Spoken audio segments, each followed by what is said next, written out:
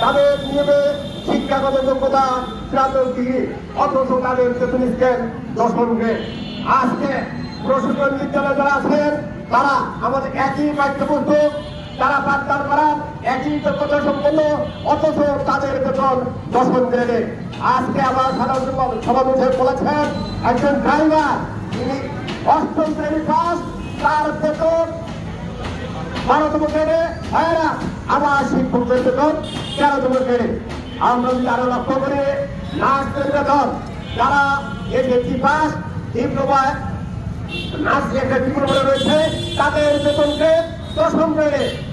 আজকে সেই বোর্ডের সচিব, যারা ইউনিয়ন পরিষদের বোর্ডের সচিব, তারা এইচএসসি পাস, তাদের বেতন গ্রেড 10ম গ্রেডে তাদের বেতন রয়েছে। ভাইরা, আমার শিক্ষকরা মাস্টার ডিগ্রি পাস, তাদের বেতন গ্রেড 13তম গ্রেডে এবং প্রধান শিক্ষকদের